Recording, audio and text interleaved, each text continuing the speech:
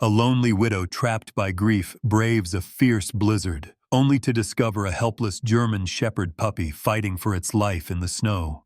What follows is a heartwarming rescue that transforms her world overnight, proving that even in the darkest moments, hope can arrive on four paws. Witness the unforgettable bond between a German Shepherd and the woman who needed him most. For more inspiring German Shepherd stories and powerful rescues, subscribe to our channel now and never miss a moment. Snow hammered the old mountain highway like a million tiny fists, swallowing everything in white. Even with the heater cranked and the windshield wipers slapping wildly, Hannah Pierce could barely see the ghostly road lines under her battered SUV. Boulder was 15 miles behind her, and according to the radio, nobody sane should be out here tonight.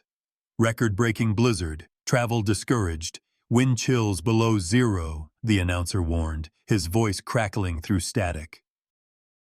But Hannah had never been good at standing still, not since Ethan died.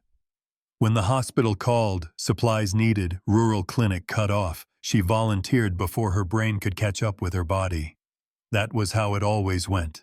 Stay busy, keep moving, don't let the grief catch up. Now she gripped the steering wheel, knuckles white, eyes raw from staring through the snow. Her heart hammered with each turn. The mountain's dark silhouettes loomed on either side, closing her in like ancient, indifferent sentinels. A sudden barking pierced the night.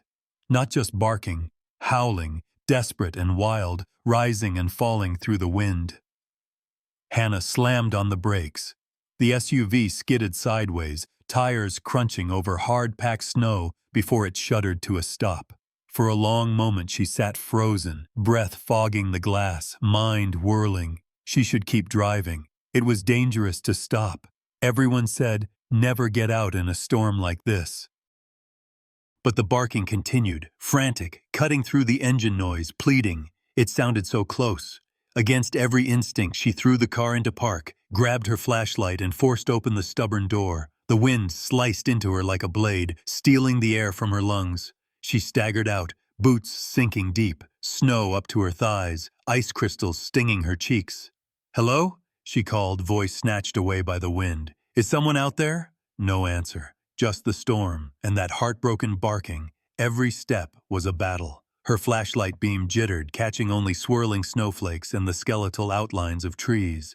Then, a shape, small, dark, huddled under a bent pine. She nearly tripped as she scrambled over, heart pounding like a drum. The barking stopped, replaced by a low whine. The flashlight beam found him, a German Shepherd puppy, maybe 5 months old, fur matted and rimed with ice. He was tied to the trunk with a frayed piece of rope. A scrap of paper, soaked and nearly illegible, fluttered against the snow. "Sorry. Please help him." "Oh, God," Hannah whispered, dropping to her knees. The snow soaked through her jeans instantly, biting at her skin. The puppy trembled so violently his teeth chattered, and his breathing was thin, ragged. "It's okay," she murmured, voice hoarse, gloved hands fumbling at the knot. The rope had cut deep, leaving angry red welts. Blood welled from her own knuckles as she yanked the stubborn cord free, not caring about the sting. "I've got you. I've got you." The puppy flinched at every movement, his eyes rolling with terror. "Shh, I won't hurt you." She shrugged off her thick winter coat and wrapped it around him, pressing him to her chest. The heat of his tiny body felt like a live coal, fragile, fading. She staggered back toward the SUV, nearly falling twice. The wind howled, snow rising past her knees, but she clung to the trembling bundle like a lifeline. She had to get him warm. She had to move now. The car door stuck. She braced her shoulder and rammed it open, sliding inside with the puppy clutched to her. The inside of the SUV felt suddenly impossibly small, too cold, too dark. Her breath came in gasps, mixing with the little dog's shallow panting. "Stay with me, kid," she said, fumbling for a blanket in the back seat. Her hands shook so badly she could barely hold the flashlight. She laid the puppy across her lap, wrapping him as tight as she could, then blasted the heat. "You're going to be okay. You're safe now." But the puppy's eyelids fluttered, body limp as a rag. Panic pressed in, thick and suffocating. She remembered standing at Ethan's hospital bed, the monitors silent, her hands cold and empty. Not again, she thought. Not tonight. She pressed the puppy closer, whispering nonsense, promises, anything to keep him here. The wind battered the car. She thought of the note. Sorry, please help him. Who could do this? Who leaves a baby in a storm? Lightning split the sky, illuminating the twisted trees and endless frozen road. In that flash, Hannah saw herself, tied to grief, abandoned by fate, left shivering on the edge of hope. Tears burned her eyes, but she blinked them away, stubborn. Not tonight. She dug through the emergency kit, found a bottle of water, wet her finger, and dabbed it on the puppy's cracked lips. He whimpered, but swallowed. That tiny, stubborn sound fueled her. As the blizzard raged outside, Hannah made a decision. She would not be another bystander. Not this time. She'd fought for strangers in the ER, for Ethan when his body was betraying him, and now for this broken, shivering soul in her arms. Her hands throbbed from the cold and the rope burns, but she kept moving, kept talking, kept fighting. The night stretched on, endless and brutal.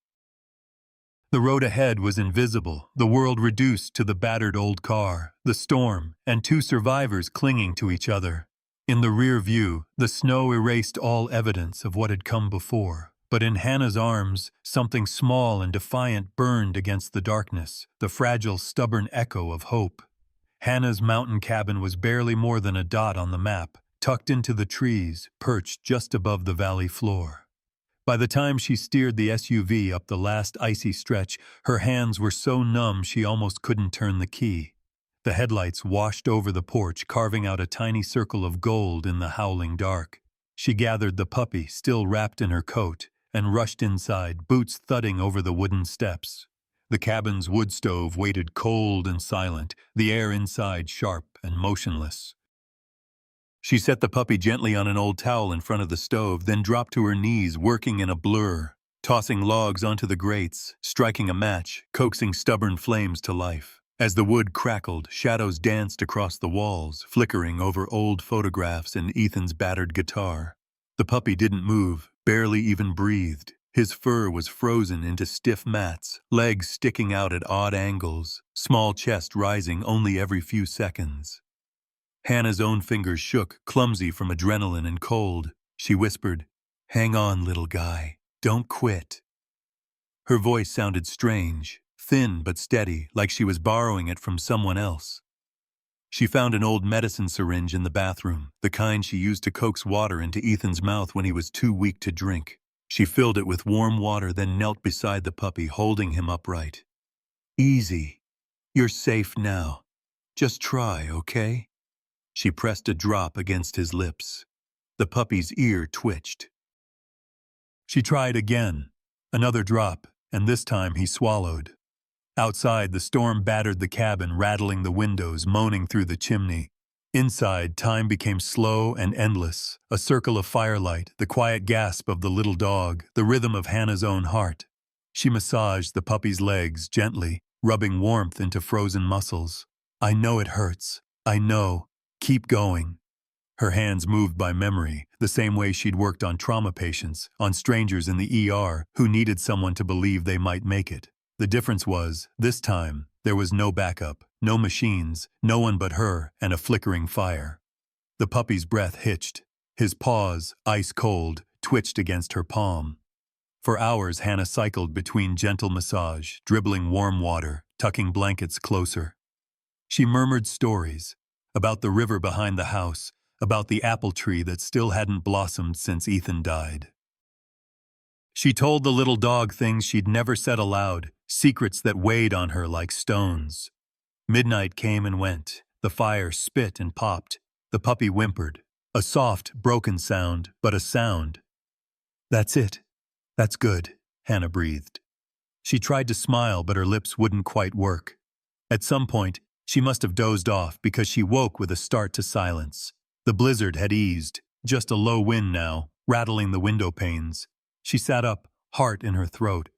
The puppy lay curled on the towel, sides barely moving. She reached out, panic rising, then paused. He stirred, lifting his head a fraction.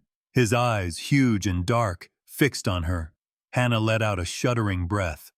"Hey there!" The words came out almost a laugh. "You made it." Her eyes burned, but she blinked the tears away, reaching to stroke his neck. She studied him in the quiet. Up close he was all angles and bones, ribs sharp under matted fur, ears too big for his head, paws caked in dirt and blood. But his gaze was alert, stubborn, alive. "You need a name, you know," she said softly. The puppy blinked, unblinking, as if waiting for her to decide. She considered for a long moment, her hand drifting over the old scars on his legs, evidence of a hard life before this storm. In the stillness, the house felt different, almost alive. The silence wasn't empty anymore. It was filled with the sound of his breathing, her heartbeat, the slow crackle of fire. She whispered, "Echo, that's you, because you're all I hear now." The name settled in the room like a promise. Echo. The puppy's tail moved barely, but enough. Hannah dragged herself to her feet, legs numb, heart pounding. She went to the kitchen and found a can of soup, microwaving it while Echo watched her with wary eyes. She poured some broth into a bowl and set it down. The puppy sniffed, licked, then took a tiny sip. Relief flooded through her. He was still weak, but fighting. All night Hannah kept watch, every whimper, every twitch, every labored breath. She wiped his paws, picked burrs from his coat, murmured comfort whenever he stirred. Sometimes she talked, sometimes she just listened to the wind outside, remembering other storms, other nights when she'd sat alone with nothing but her memories and the hollow ache of loss. Hours blurred into dawn. Pale light crept through the frosted windows, throwing gentle gold across the walls. Hannah, still sitting cross-legged by the fire, felt her own body ache in ways she hadn't noticed for months. Echo lifted his head, ears perked. His eyes met hers, tired but trusting now. For the first time since Ethan's death, Hannah felt something break open inside her. Not grief, not fear, something gentler, the slow, uncertain spark of hope. She reached out, and Echo's nose bumped against her fingers. And she smiled just a little and whispered, "You're safe, Echo. You're home." Outside, the storm was over.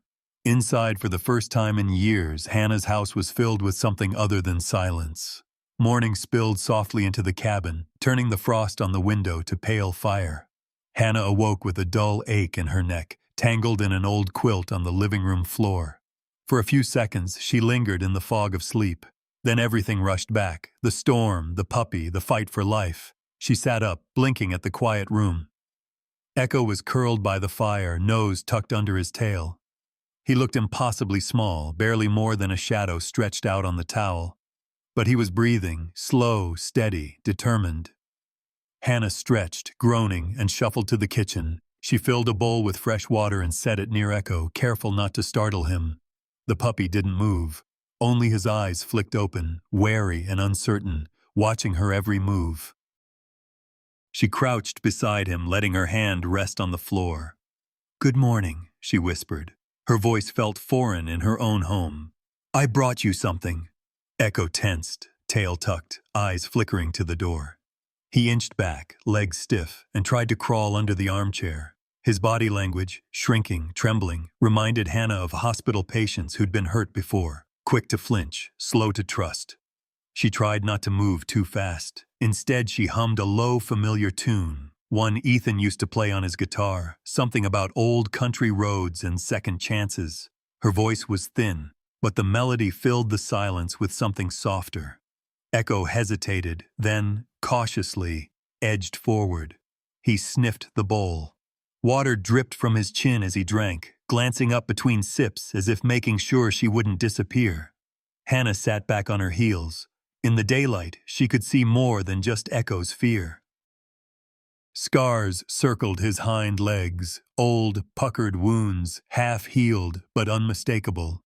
The fur there was thin, the skin pink and mottled. She reached out, fingers gentle, tracing the outline of each scar. Echo didn't pull away, but he watched her with those dark, ancient eyes, every muscle tense. The sight made her chest tighten.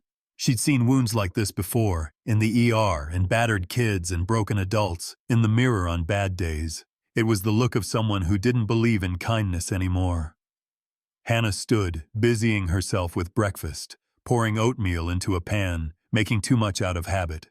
She glanced at the calendar on the wall, thick with empty squares. 2 years since Ethan died. 2 years since she'd let anyone in. The kettle whistled. She poured hot water over tea leaves, hands shaking more than she wanted to admit. Last night's adrenaline had faded, leaving a strange, hollow exhaustion. Her mind drifted, unbidden, to the months after Ethan's funeral, the way she'd shut down, shut out, run from every reminder of what she'd lost. There were days she barely left bed, nights when even the thought of breathing felt like too much. She remembered one panic attack in particular, standing in the shower, water scalding, fists clenched, heart racing, until she slid to the floor, shaking. She'd never told anyone about that moment. It felt like weakness, like something shameful. Now, watching Echo curl himself into a ball, she saw the same tremor of fear, the same urge to hide from the world. For the first time in a long time, she didn't look away. She sat cross-legged near the fire, holding her mug close. The room was quiet except for the crackle of wood and the slow, cautious breathing of the puppy. "I know what it's like," she said, words barely a whisper, "to feel left behind, to want to disappear." Echo shifted, one ear twitching in her direction. She let the silence stretch, not rushing to fill it. The clock ticked on the mantel, slow and steady. Outside, a squirrel darted across the porch, leaving tiny tracks in the new snow. Eventually, she got up and found her old stethoscope, muscle memory guiding her as she checked Echo's pulse, examined his wounds, cleaned the worst of the dirt from his fur. She spoke softly, narrating each step. "Almost done. Just a bit more." Her hands trembled, but not from the cold this time. When she finished, Echo retreated under the bed, just a shadow among the dust bunnies and old slippers. She left him be, cleaning up in the kitchen, putting away dishes she hadn't used in months. For the first time since Ethan's death, she cried, not because of the past, but for the possibility of something different. The tears came quietly, surprising her, gentle, like the snow drifting down outside. She didn't fight them.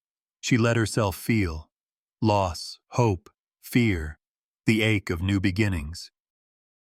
After, feeling strangely lighter, she wandered into the spare room. Dust motes danced in the sunlight, glinting off a stack of old boxes. One was marked with Ethan's handwriting, "College, Journals Junk." She knelt, prying open the lid. Inside, beneath a mess of photos and ticket stubs, she found a battered leather journal. The cover was soft from years of use, pages thick with Ethan's neat print. She flipped through entries about late-night camping trips, medical school woes, bad coffee. Then, tucked between stories of ordinary days, she found a page about rescuing a stray dog when they were newly married. Ethan had written, "Sometimes you have to choose hope, even when it's inconvenient, even when you're scared." Hannah smiled, a real, unguarded smile, and hugged the journal to her chest. Maybe this was a sign. Maybe it was enough. She returned to the living room. Echo peeked from under the bed, watching her with cautious hope. She settled onto the rug, opening the journal, and began to read aloud. Outside, the world was still. Inside, 2 survivors found a fragile peace, one word, one heartbeat, one gentle moment at a time. Early spring sunlight spilled across the porch, painting long stripes on the floorboards as Hannah laced up her boots. The storm had retreated days ago, but the world outside still wore the marks of winter. Dirty banks of snow clinging to the roadside, trees bare and brittle, the ground wet and raw beneath each step. Echo watched from the doorway, his tail curled around his body, gaze fixed on the crack where warm house met wild mountain. It was the first morning Hannah dared to take him beyond the edge of the yard. She clipped an old leash to his battered collar, a leftover from the last dog Ethan had rescued, and knelt beside him, her breath clouding in the chill air. "Ready to try?" she murmured, glancing at Echo for a sign. The puppy shivered, ears pressed back, but didn't move away. Hannah waited. Patience. She remembered Walter, her neighbor always said, was a mountain's gift. The world doesn't hurry, neither should you. Echo stood slowly, weight shifting from paw to paw, head low. Hannah eased open the door, holding it long enough for the scent of pine and mud to drift in. The puppy sniffed the air, every muscle tight. With a gentle tug, Hannah coaxed him onto the steps. For a moment he froze, unsure, then placed one cautious paw on the porch, then another, testing the world as if it might vanish. Outside, the silence felt different. A living, breathing thing, broken only by the distant caw of a raven and the drip of melting snow. Hannah led Echo along the gravel drive, boots crunching.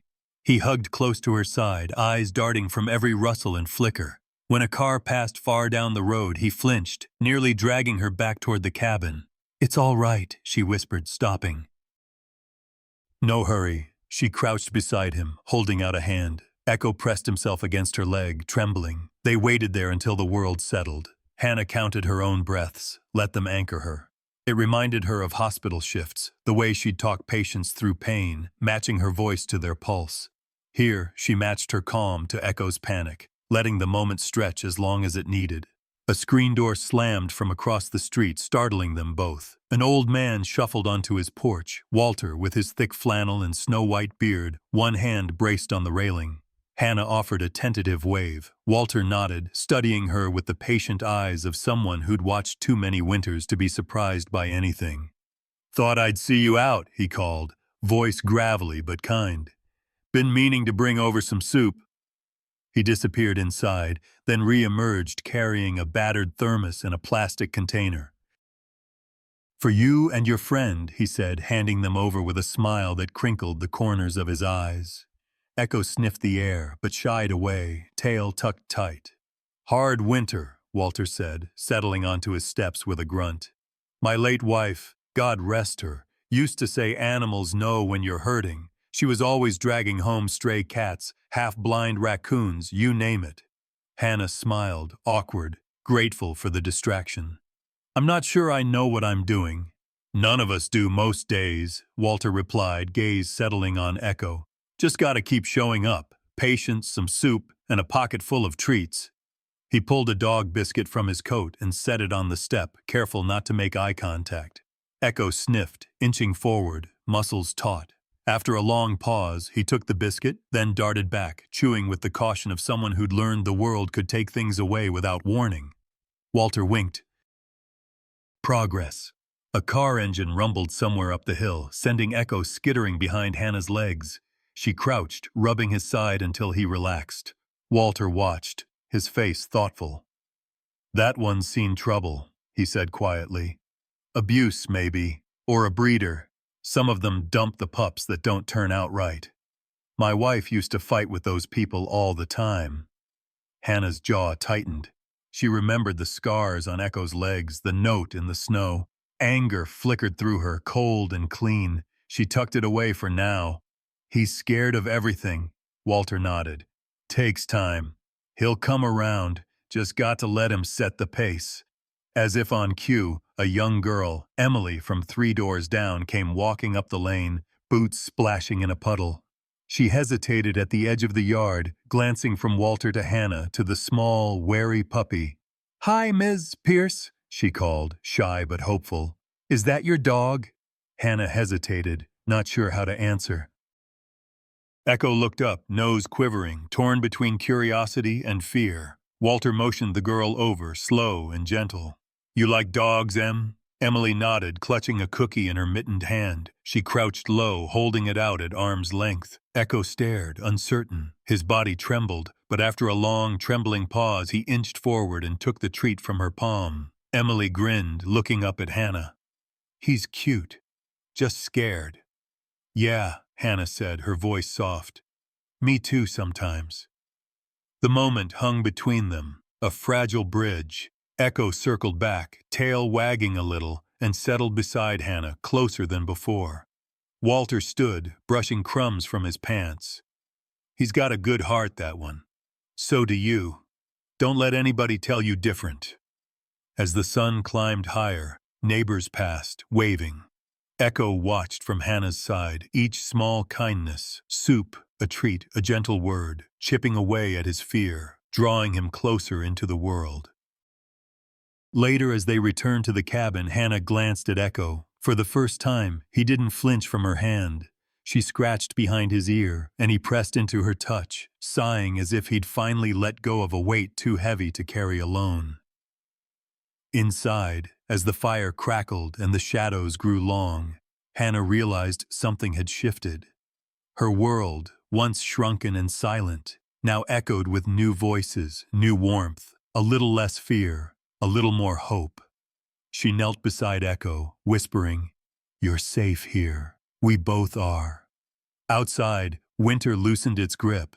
Inside, a woman and her dog learned, together, how to belong again. Dusk settled over the mountains like a velvet curtain, softening the sharp edges of trees and rooftops, drawing long blue shadows across the valley. Hannah stood at her kitchen window, rinsing dishes, watching Echo chase the last patch of sun on the living room rug. The routine had become their anchor. Quiet evenings, fire crackling, the radio low, Echo dozing while Hannah filled notebooks with half-finished thoughts. It was a fragile peace, hard-earned, and Hannah guarded it fiercely. Maybe that's why the knock at the door made her flinch. 3 sharp raps. Echo jumped, nearly knocking over a lamp as he scrambled behind the couch, hackles raised. Hannah dried her hands on her jeans, heart thudding as she peeked through the peephole. On the porch stood a woman in a heavy blue jacket, the gold badge of Boulder County Animal Welfare gleaming at her collar. Hannah opened the door just wide enough to peer out. "Can I help you?" The woman smiled, professional but wary. "Miss Pierce, I'm Officer Joanna Tran with Animal Welfare. I got an anonymous call about a dog, possibly injured, found in the woods after the last storm." Hannah hesitated. The urge to deny everything flickered in her, quick and hot. Instead, she stepped aside, voice flat.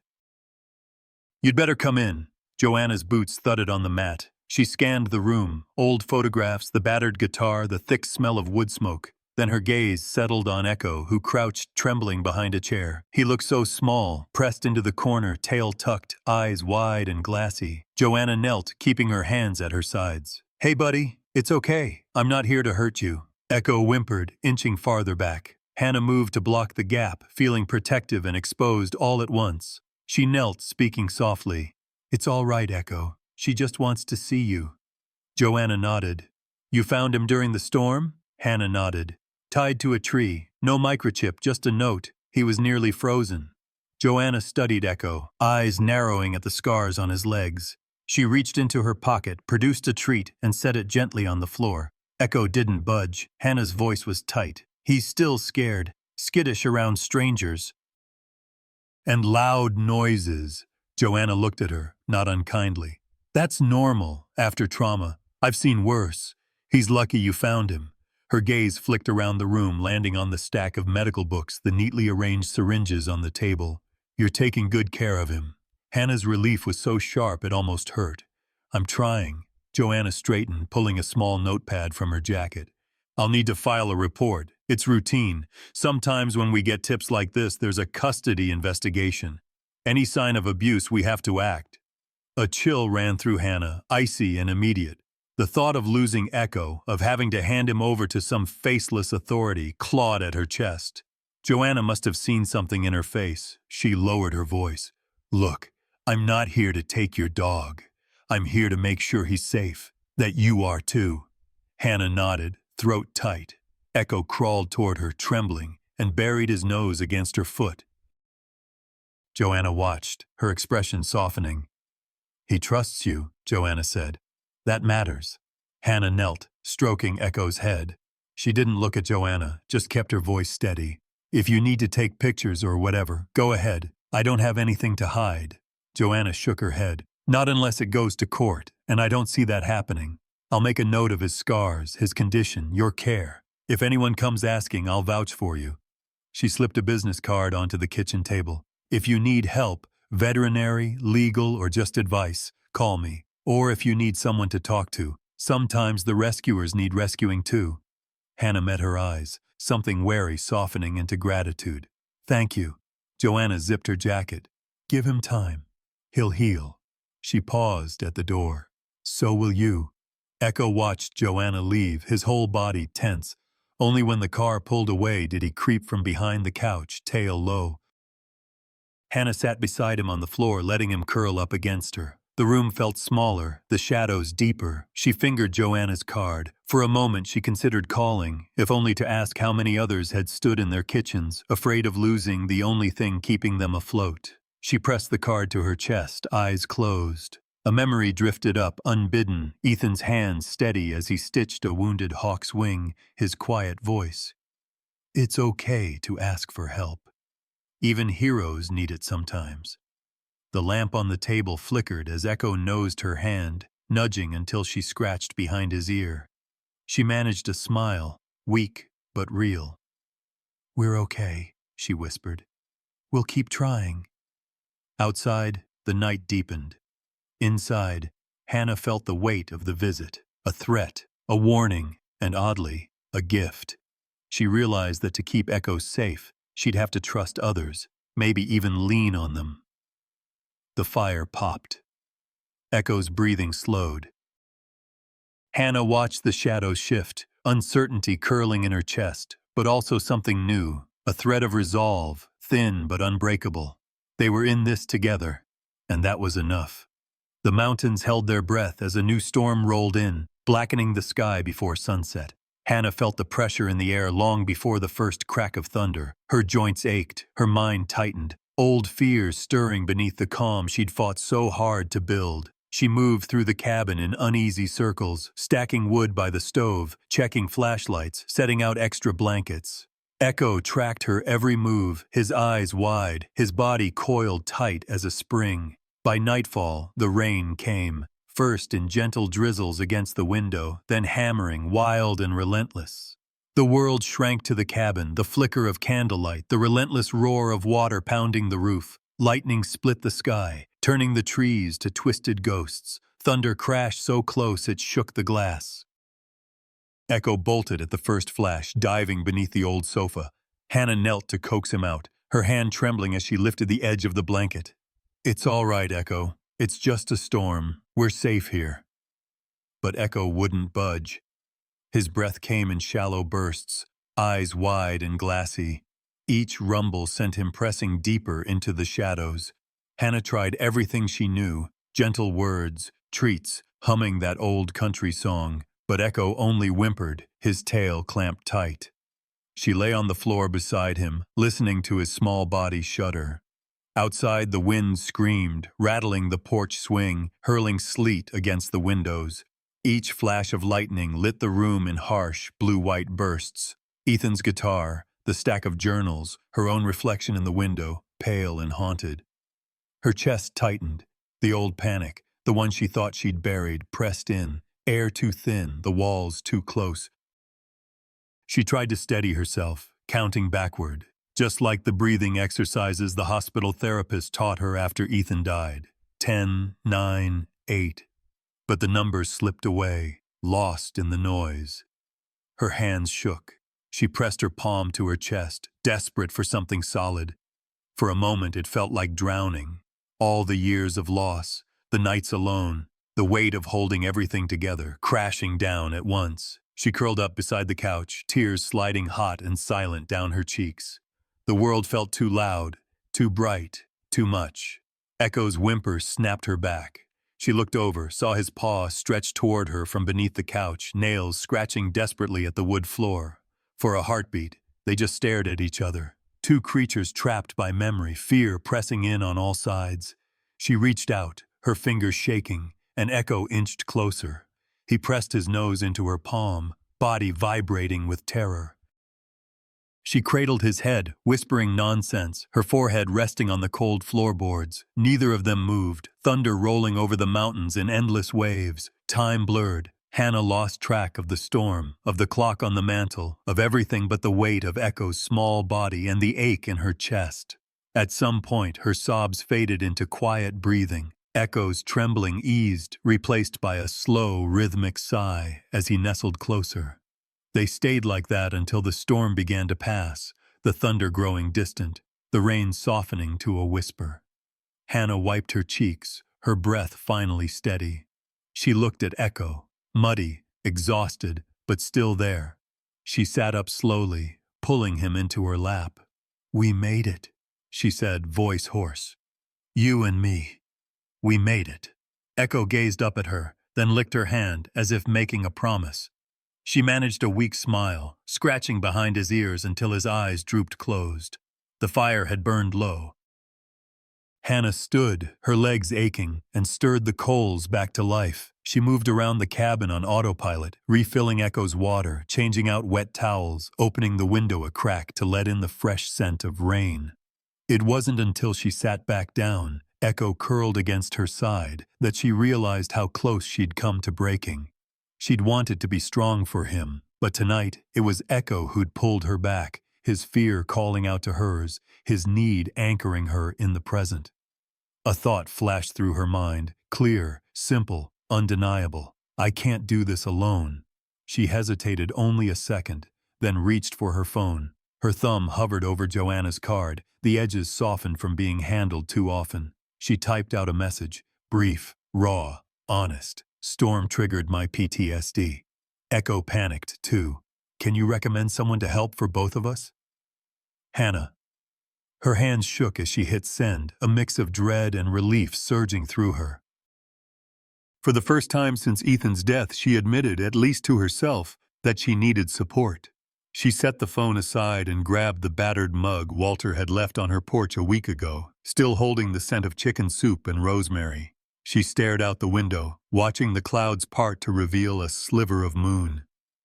In the hush that followed, Echo slept at her feet, twitching in dreams. Hannah leaned back, her eyes heavy, the house silent but for the gentle breathing of the dog who had, without meaning to, taught her the difference between surviving and healing. Later, when her phone buzzed with a reply from Joanna, Hannah read it by the light of the dying fire. The message was simple. "You're not alone. Call anytime. There are good people here. I'll help you find them." She smiled, tired but lighter. She pressed her hand to Echo's side, feeling his heartbeat, a small, stubborn drum. The storm had passed.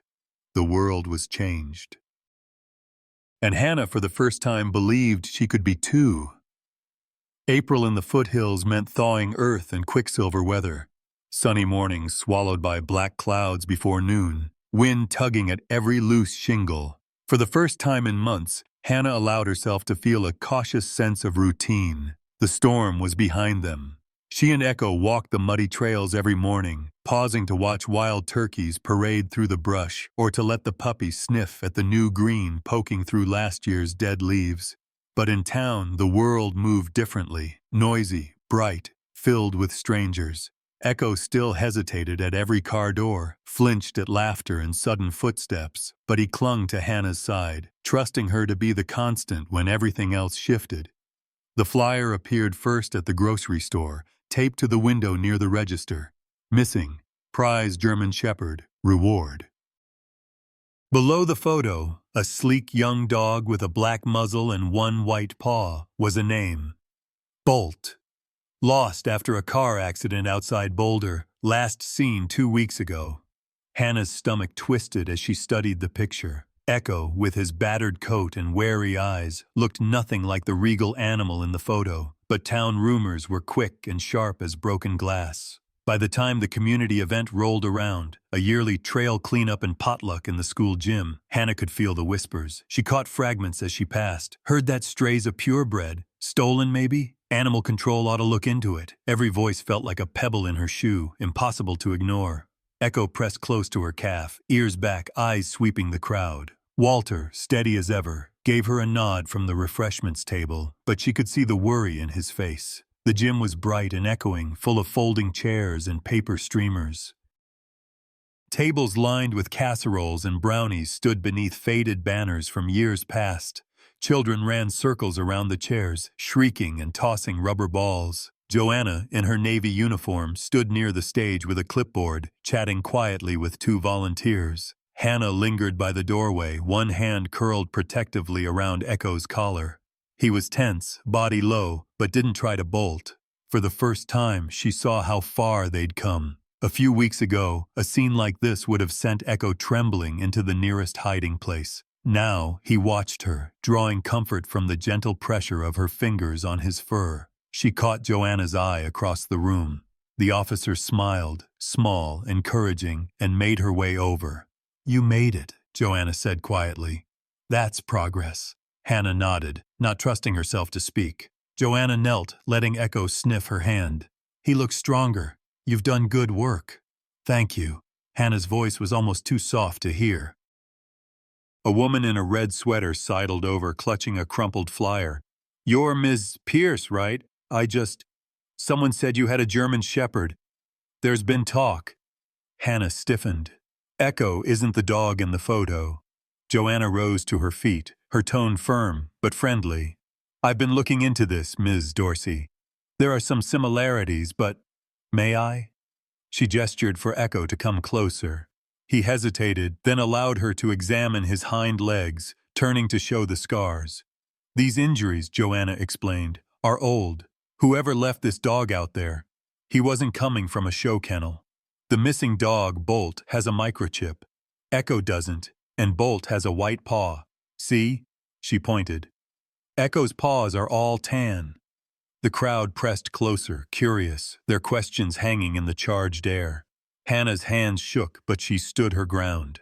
Walter stepped beside her, clearing his throat. "I've known Miss Pierce since before any of you moved up here. She's cared for that dog like he was her own kin. If there's a kinder soul in Boulder County, I haven't met him." A ripple of approval moved through the crowd, soft but real. Someone handed Echo a treat. He accepted it, tail giving the faintest wag.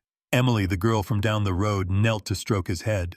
Echo's gaze darted to Hannah, then, slowly, uncertainly, he allowed himself to relax, his ears coming forward, his body no longer shrinking from every hand. Joanna, satisfied, addressed the room. "There's no evidence of theft, no claim from Bolt's owners. Echo was abandoned, and Ms. Pierce did what any decent person would. She saved his life." She fixed her gaze on the woman with the flyer. "If anyone has concerns, they can contact my office. But as far as we're concerned, Echo is exactly where he belongs." The tension in the gym eased, replaced by a current of support. Someone patted Hannah's shoulder. Another thanked her for bringing Echo. For the first time in years, she felt the tightness in her chest begin to loosen. Walter grinned. "Looks like you're stuck with us, kid," he whispered. Hannah laughed, a shaky, genuine sound that startled her. Echo looked up, tail thumping against the floor. Later, as the event wound down and people drifted out into the evening, Hannah found herself surrounded by neighbors, some she barely knew, some who'd watched her retreat into herself after Ethan's death. Now, their words were soft, full of respect, curiosity, even admiration. Joanna lingered by the door as Hannah gathered her things. "You did good, Hannah," she said quietly. "Sometimes the hardest battles are the ones nobody sees." Hannah met her gaze, something inside her steady for the first time in ages.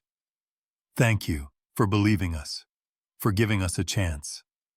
Joanna smiled, tucking her clipboard under one arm. "Echo's not the only one you rescued." As the sky faded from gold to purple, Hannah and Echo stepped out into the cool air. Echo stayed close, but his head was high, his stride confident. Hannah glanced down, realizing this was the first time she didn't have to drag him forward. He walked beside her, choosing to stay. They headed home beneath a sky bright with promise, their world wider and kinder than it had been just a week before. The first true day of spring arrived on a bluebird morning, sky polished clean, sun throwing shards of gold across the still damp mountains. The world outside Hannah's cabin was soft with the scent of thawed earth and pine needles. Down the slope, pockets of snow lingered in the shade, shrinking as the ground drank them up. Birds sang from every branch, calling to each other as if announcing that winter had finally loosened its grip.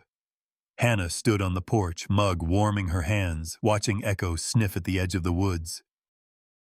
He was bolder now, tail up, nose twitching, muscles lean and strong beneath his coat. His scars, though visible, no longer drew the eye. He wore them like old medals, proof of the journey they'd both survived. Today was the day she promised herself since the night she found him. She'd told Walter and Joanna she was going back to the trailhead, the very tree where it all began, a place of endings and beginnings. Walter, never one to waste words, had simply said, "We'll come too." The three of them, Hannah, Walter, Joanna, met at the head of the trail, Echo trotting between them, pausing often to sniff the wild onion and damp moss. Joanna carried a small wooden plaque, carved with careful letters, "Left behind, now loved." The children from down the road, Emily among them, had painted a row of colorful paw prints along the bottom edge. The group hiked quietly, boots crunching on the thawed path, the forest alive with new green. The old anxiety Hannah once felt when leaving the safety of her cabin was just a faint echo now, like a distant bell. She glanced at Echo, sometimes leading, sometimes circling back to nudge her knee as if to remind her, "I'm here. We're here." They reached the tree, its branches now budding pale green, the scars of rope still faintly visible in the bark. Hannah knelt in the soft earth and pressed her hand to the place where Echo had once shivered in the storm, where she too had felt herself at the edge of breaking. Walter stood back, watching with quiet pride. Joanna crouched to drive a stake into the ground, anchoring the plaque beneath the tree. Emily helped, her fingers stained with blue and yellow paint. Hannah cleared her throat, the words catching at first. "I thought, maybe this spot could stand for something more than just pain. A marker, for everyone who's ever felt left behind." Walter's voice was rough with age and memory. "We all need a place to start over." Joanna squeezed Hannah's shoulder, "and a place to bring things full circle."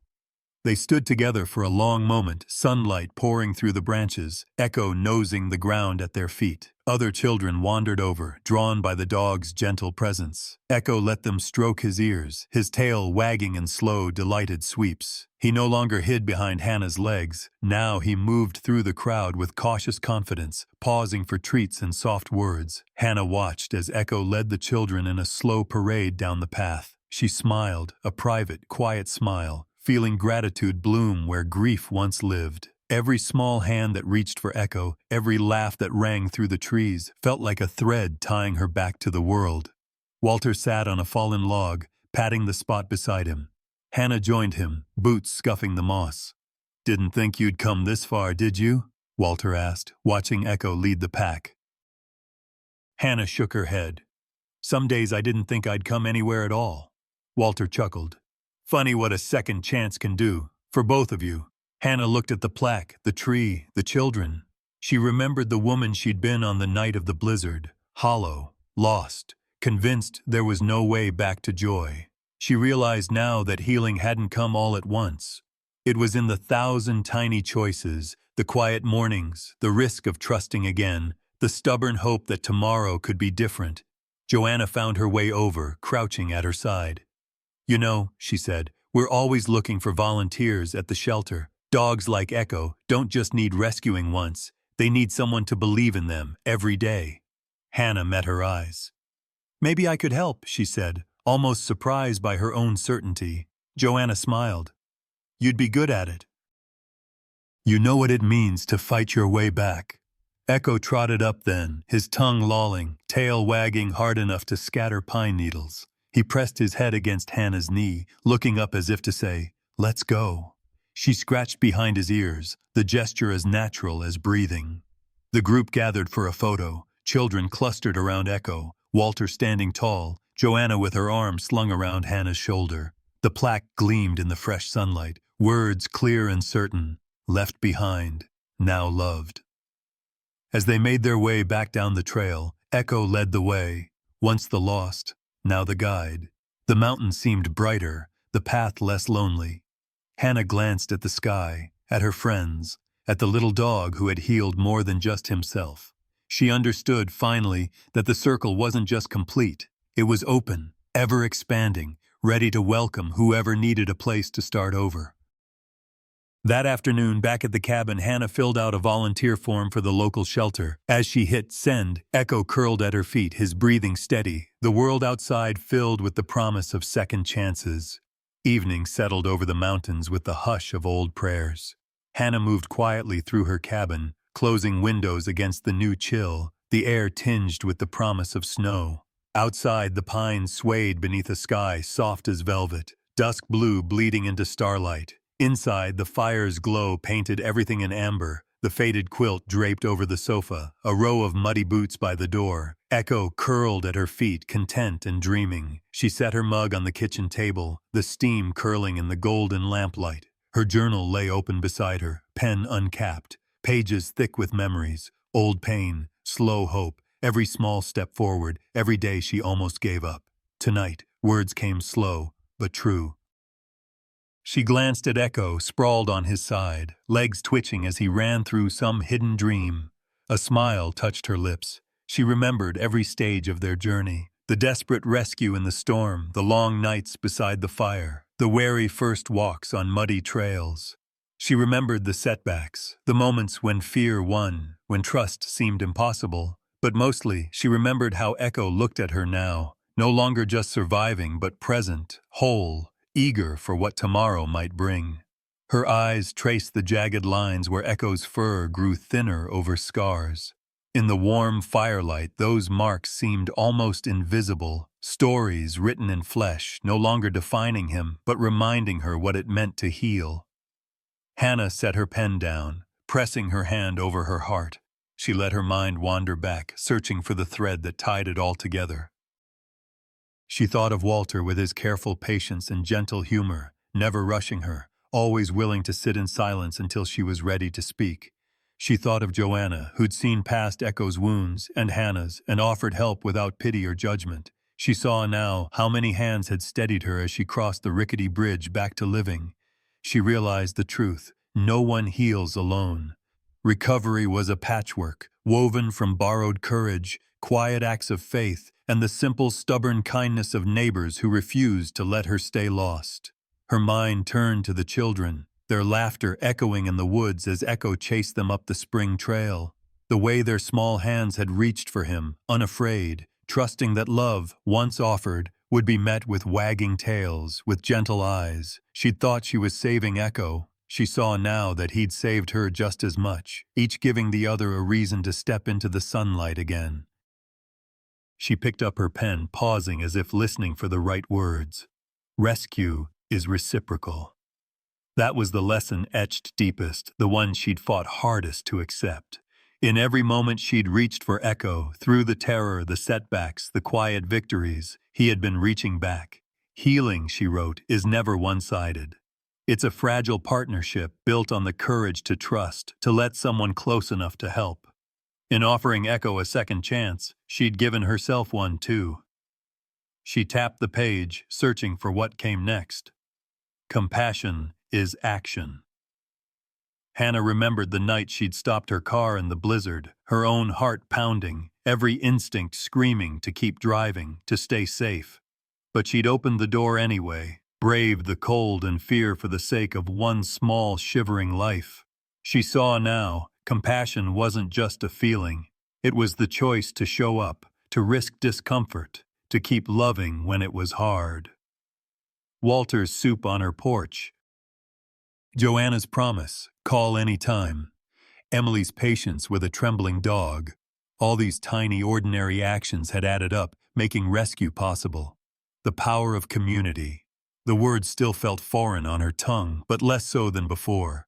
Hannah could picture the faces at the community event. The awkward neighbor who handed Echo a treat. The shy child who asked to walk him. The old friends who cheered for her when doubt circled. Even the strangers who had doubted her had helped in a way, giving her a reason to stand up, to claim her place in the circle. Scars as stories, not stigmas. She pressed her palm to the page, thinking of Echo's thin patches, of her own invisible wounds. In the past, she'd tried to hide those scars, to cover them up, as if shame was the only story they could tell.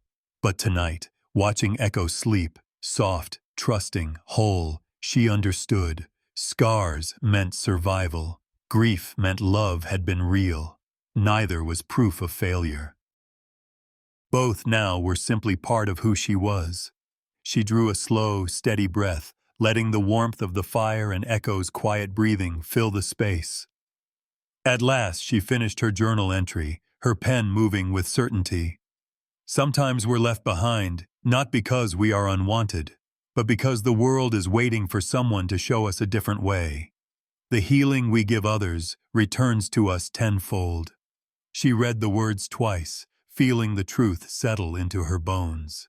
She closed the journal, set it gently on the table, and rose. The fire had burned low. She knelt beside Echo, sliding her hand gently over his back, feeling the soft rise and fall of his breath.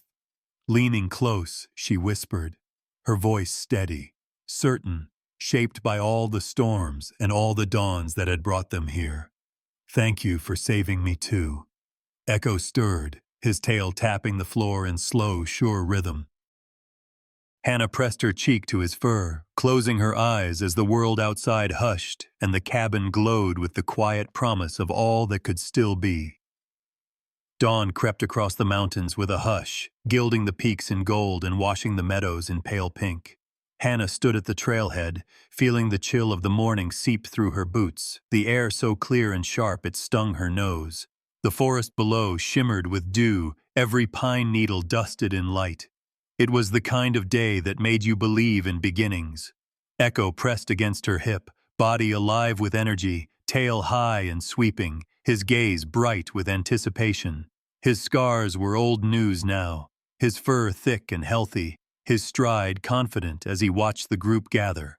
Walter arrived first, still stubbornly hatless despite the cold, walking with his cane but refusing to let anyone help him. He grunted a greeting and handed Hannah a battered thermos, the scent of fresh coffee filling the air. Joanna came next, laughter in her voice, hair pulled back, her uniform traded for hiking boots and a faded ball cap. Behind her trailed families from up and down the road. Mothers juggling toddlers, kids waving walking sticks, fathers wrestling backpacks and picnic baskets. Emily darted ahead of her parents, already calling for Echo, who responded with a joyous bark and a clumsy leap.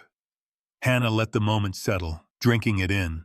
2 years ago, she'd thought her world was shrinking, that she would never again stand at the center of a crowd or let herself hope for anything lasting. Now she felt the energy of every voice and footstep. The warmth of belonging hummed through her. She looked down at Echo. He met her gaze, tongue lolling, tail sweeping the ground. Together they stepped to the front of the group, taking their place at the start of the hike. The sun broke over the highest ridge, turning the snow to molten gold.